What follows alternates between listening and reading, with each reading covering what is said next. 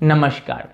आज हम बात करेंगे मरुआ के पौधा के विषय में, क्योंकि मरुआ का पौधा बहुत ही अच्छा पौधा है। अपने घर प्रांगण में लगाने वाला पौधा माना जाता है और वास्तु के हिसाब से भी इसको शुभकारी पौधा में गिनती किया जाता है। तो बहुत ही अच्छा पौधा है। आप भी चाहें तो अपने घर प्रांगण में ला करके लगा सकते हैं। मरुआ का जो पौधा है ना, इसको इंग्लिश में बेजिल बोलते हैं, कितने आदमी बेसिल भी बोलते हैं, तो हिंदी में मरुआ ही लोग समझते हैं इसको। तो आप अपने घर प्रांगण में ज़रूर से एक बार ला करके लगाइए। इसका अलग अलग नाम भी हैं। मरुदक भी बोला जाता है, गंध पत्र भी बहुत जगह बोला जाता है, उड़ीसा में दुर्लभा पत्र के नाम से जाना जाता है और दूसरे जगह भी दुर्लभा पौधा बोला जाता है। गंध तुलसी भी इसको कितने लोग बोल देते हैं। सब्जा के नाम से भी इसको जाना जाता है। गंध जड़ के भी नाम से पहचाना जाता है। कितने आदमी पलाश तुलसी या वन तुलसी के भी नाम से इसको जानते हैं। तो ये बहुत ही अच्छा है। ऐसे धोखा में मत रहिएगा। एक मरुआ अलग भी होता है जो कि बिहार में पाया जाता है अधिक मात्रा में, जिसका रोटी बनता है, तो वो अलग है। लेकिन ये पौधा है तुलसी का ही जैसा ये पौधा है। और ये भी मित्रों जो है ना, तुलसी का ही एक प्रजाति है। और आप देखेंगे, आप जब घर प्रांगण में लगाएंगे या देखे होंगे, तो जैसे तुलसी का पौधा होता है ना, उसी से मिलता जुलता ये पौधा होता है। थोड़ा बहुत जो है अलग देखने को मिलेगा। कद काठी अगर देखा जाए दोनों का समान ही होता है। जितना बड़ा कद काठी तुलसी पौधा का, उतना बड़ा कद काठी इस दुर्लभा पौधा का यानी मरुआ पौधा का होता है। अगर इसका हम कलर का बात करें, रंग का, तो जैसे तुलसी श्याम कलर का और सफ़ेद कलर का आता है ना, जिसको काला तुलसी सफ़ेद तुलसी बोलते हैं ना, उसी तरह से मरुआ भी दो प्रकार से अधिक मात्रा में पाया जाता है, काला मरुआ और सफ़ेद मरुआ। इसका मंजरी का बात करेंगे तो ये भी सेम रहता है। जैसे ही आप देखेंगे तुलसी में रहता है, उसी प्रकार से मंजरी इसमें भी पाया जाता है। सुगंध का अगर हम बात करें तो सुगंध अलग अलग हैं, क्योंकि तुलसी का सुगंध कुछ अलग है और ये मरुआ पौधा का जो सुगंध है ना, ये कुछ अलग होता है। बहुत सारे लोग इसको तुलसी ही बोलते हैं, वन तुलसी के नाम से जानते हैं और भगवान पर में भी ला करके इसको चढ़ाते हैं। खैर जो भी हो, ये मरुआ का पौधा बहुत ही गुणकारी होता है। जैसे तुलसी का पौधा अपने लोग पवित्र मानते हैं ना, उसी तरह से बहुत सारे जगह पर में मरुआ के पौधा को पवित्र माना जाता है और उसके पत्र से, उसके दल से देवी आदि पर में चढ़ा करके पूजन भी किया जाता है। तो मित्रों, ये मरुआ का पौधा बहुत ही अच्छा पौधा है, गुणकारी पौधा है। जिस प्रकार से तुलसी में औषधीय गुण जो है भरपूर मात्रा में पाया जाता, उसी प्रकार से ये मरुआ के पौधा में भी जो है औषधीय गुण भरपूर मात्रा में पाया जाता है। अब हम बात कर लेते हैं ये कहाँ पर में पाया जाता है, कहाँ पर में अधिक देखने को मिलता है। तो मित्रों, मैं आपको बता दूं, अपना भारत के अंदर में, इंडिया के अंदर में बहुत सारे स्टेट में आप देखेंगे और ख़ास करके उड़ीसा में तो काफ़ी आप देखेंगे। हमें तो लगता है उड़ीसा में 2-4 घर 10 घर में एक घर में ज़रूर ही ये मिल जाता है। लोग पूजा पाठ में भी लगाते हैं इसको। उड़ीसा में तो पंडित जी भी लिस्ट जब लिखते हैं ना, उसमें जो पत्र वगैरह लिखते हैं दूब का, तुलसी का, तो उसमें दुर्लभा पत्र करके लिख देते हैं। दुर्लभा पत्र वही है मरुआ का पत्र। तो यहाँ पर में उड़ीसा में इस प्रकार से लिखा जाता है। बिहार में भी हमने देखे हुए हैं, ऐसा नहीं है जो हम किसी से सुन करके आपको बता रहे हैं, हम खुद देखे हुए हैं। बिहार में भी काफ़ी जगह लगा हुआ है, यूपी में भी है। बंगाल में तो लोग क्या करते हैं ना, इसको कुछ कुछ पकवान बनाते हैं, उसमें भी डाल देते हैं सुगंध के लिए, खुशबू के लिए। बहुत ही अच्छा पौधा होता है। तो प्रायः सभी स्टेट में कुछ ना कुछ मात्रा में मिल ही जाता है। और अगर हम इंडिया से बाहर की बात करेंगे तो पाकिस्तान में तो काफ़ी है, वहाँ तो काफ़ी भरा पड़ा है ये पौधा। जिस कारणवश लगाते हो अलग बात है, वो तो उतना हमें जानकारी नहीं है जो वहाँ पर में किस लिए लगाते हैं वो लोग। लेकिन यहाँ का अगर बात करेंगे तो देखते हैं औषधीय के लिए, यानी दवा आदि बनाने के लिए भी यहाँ पर में लगाते हैं लोग, और पूजा पाठ में भी लगाने के लिए लोग लगाते हैं। अब सवाल उठता है, अगर हम लगाते हैं ला करके, मार्केट से ला करके, नर्सरी से ला करके, तो कहाँ पर में लगाना चाहिए, इसके लिए क्या कोई दिशा निर्धारित किया गया? तो नहीं मित्रों, ऐसा नहीं है। इसके लिए कोई भी दिशा निर्धारित नहीं किया गया है तुलसी का प्रजाति। तुलसी को तो हम लोग बोल देते हैं ईशान कोण में लगाइए। अगर वहाँ पर में स्पेस नहीं है तो कहीं पर में भी लगा सकते हैं। लेकिन इसके लिए अगर दिशा आप हमसे पूछें तो हम यही बताएंगे, किसी भी दिशा में लगावे, पवित्र स्थान पर में लगाना चाहिए। एक अच्छा जगह पर में आप लगाइए, अपने गेट के पास में लगाइए, द्वार के पास में लगाइए, या पूर्व तरफ में लगाइए। जहाँ पर में अच्छा जगह हो, पवित्र स्थान हो, वैसे जगह पर में लगाइए। आप इसको लगाएंगे तो आप देखेंगे इतना सुगंध उससे निकलता है ना, इतना खुशबू निकलता है, जो आप मुग्ध हो जाएंगे। आप सोचेंगे नहीं, एक ही नहीं 2-4 ये प्लांट ला करके लगाया जाए, इतना सुंदर खुशबू इसका निकलता है।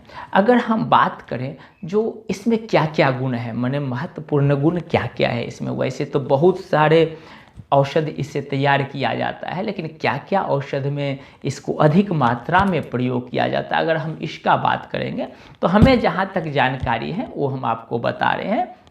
जैसे कि मान लीजिए जहाँ पर में आप लगाएंगे इस पौधा को, यानी ये मड़ुआ का पौधा को, वहाँ पर में डेंगू मलेरिया जैसे खतरनाक बीमारी जो मच्छर देता है ना, ऐसा मच्छर वहाँ पर में कम पनपता है।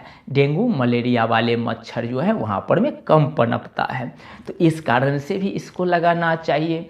दूसरी बात ये भी है, जो बीमारी वाले बैक्टीरिया कम उत्पन्न होता है जहाँ पर में ये पौधा होता है, तो ये पौधा लगाने से जो है कुछ हमको इस चीज़ से भी रिकवरी मिल जाएगा, यानी ये जो बीमारी वाले बैक्टीरिया आदि जो है ना, वो भी हमें कम देखने को मिलेगा। बहुत सारे लोग क्या करते हैं, इसको पाचन के लिए प्रयोग करते हैं। किसी का पाचन क्रिया खराब हो, हजम शक्ति कमज़ोर हो गया हो, तो उसमें भी जो है इसका औषध बना करके जो है लोग प्रयोग में लाते हैं। पीतनाशक ये बोला जाता है, ये पीतनाशक कफनाशक जो है ये माना जाता है, तो लोग इसमें भी इसका औषध प्रयोग में लाते हैं। और मित्रों मैं आपको बता दूं, कुष्ठ रोग जिसको रहता है ना, उसमें भी इसका औषध का प्रयोग करते हैं लोग, उसमें भी बहुत अच्छा काम कर जाता है। इसमें विटामिन ए, विटामिन के काफ़ी मात्रा में पाया जाता है, प्रोटीन भी पाया जाता है, फाइबर भी पाया जाता है, तो ऐसे सारे जो है विटामिन सब जो है ना इसमें पाया जाता है। जुकाम में भी बहुत लोग इस्तेमाल करते हैं, जैसे तुलसी पत्ता का अपने लोग काढ़ा बना करके पीते हैं ना, उसी तरह से ये मड़ुआ के पत्र को लोग क्या करते हैं, काढ़ा बनाते हैं और काढ़ा बना करके पीते हैं। तो हल्का फुल्का जो सर्दी जुकाम रहता है ना, उसके लिए बहुत अच्छा कार्य कर जाता है। और मित्रों मैं आपको बता दूं, अगर मान लीजिए हमारे मुंह से अधिक मात्रा में दुर्गंध निकलता है, तो मुंह के दुर्गंध को हटाने के लिए भी आदमी क्या करते हैं, इसके पत्ते को उबाल लेते हैं और फिर उस पानी से मुंह को धोते हैं। तो कुछ दिन धोने से ये जो बीमारी जो है ये धीरे धीरे ख़त्म होने लगता है। इसमें भी बहुत आदमी जो है प्रयोग करते हैं। फिर किसी का अचानक बाल झड़ने लगे, बारंबार बाल झड़ रहा है, बहुत प्रयोग करके लोग थक जाते हैं, फिर भी झड़ता ही जाता है, तो ऐसे में भी इससे बना हुआ जो औषध है ना, तो लोग प्रयोग में लाते हैं। मित्रों जहाँ तक औषध की बात है ना, तो जब आप औषध के रूप में इसको लेने लगे तो आपके आसपास में कोई अच्छे विशेषज्ञ हो, यानी आयुर्वेद का जो डॉक्टर जो रहते हैं ना, उनसे एक बार सलाह आप जरूर ले लें।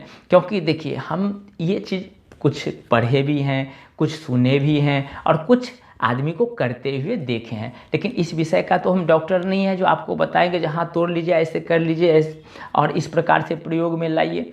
कभी कभार क्या होता है ना, अल्प ज्ञान भयंकरी बोला जाता है ना, तो कभी कभार गलत भी हो सकता है। इसी कारण से जब आप खान पीन में आप प्रयोग करें, औषध के रूप में प्रयोग करें, तो एक बार अच्छे सलाहकार से जो इस विषय में जानते हो औषधि के विषय में, तो उनसे सलाह लेकर के फिर इसका प्रयोग करें।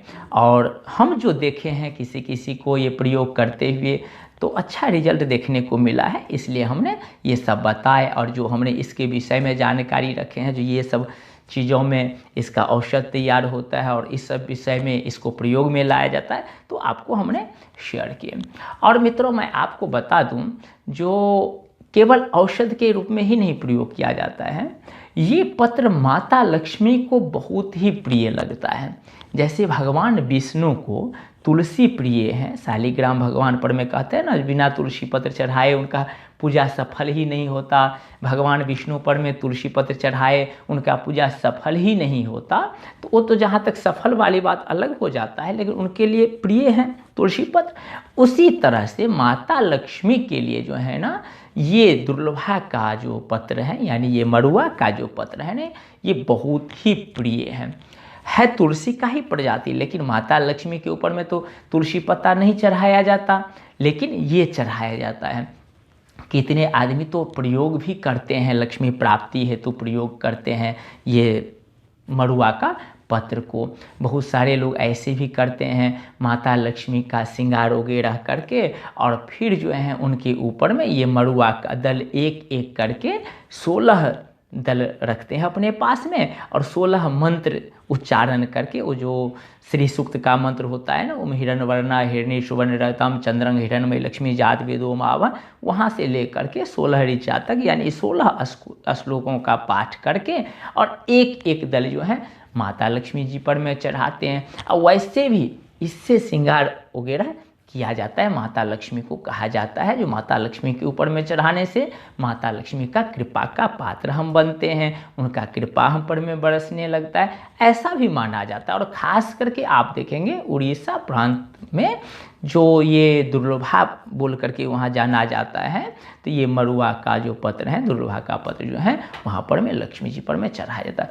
मित्रों, केवल लक्ष्मी जी पर में ही नहीं, कई सारे देवियों पर में चढ़ाया जाता है। कोई देवी देवता पर में भी चढ़ाया जाता है, माने देवताओं पर में भी चढ़ाया जाता है, लेकिन शंकर भगवान पर में नहीं चढ़ाया जाता। ये भी अपना ध्यान में रखेंगे। कुछ होता है ना, जैसे कि तुलसी पत्ता अपने लोग गणेश भगवान पर में नहीं चढ़ाते हैं, बेलपत्ता सूर्य भगवान को नहीं चढ़ाते हैं, दुर्गा जी के ऊपर में दूब नहीं चढ़ाते हैं। तो इसी तरह से ये जो पत्र है मड़ुआ का पत्र, ये शंकर भगवान के ऊपर में नहीं चढ़ाया जाता। तो आप तो आज अच्छे तरह से जान गए होंगे ये मड़ुआ का पौधा किस किस काम में हम लगा सकते हैं, किस विशेष काम में लगा सकते हैं हम, और लगाने से क्या फ़ायदा होता है, कहाँ लगाया जाता है। तो आप ये चीज़ सोच करके, विचार करके, और फिर अपने संतुष्टि के हिसाब से जो आपका मन करे उस हिसाब से इस पौधा को लाइए। बहुत ही अच्छा पौधा है ये, अपने घर में लगाने योग्य पौधा है।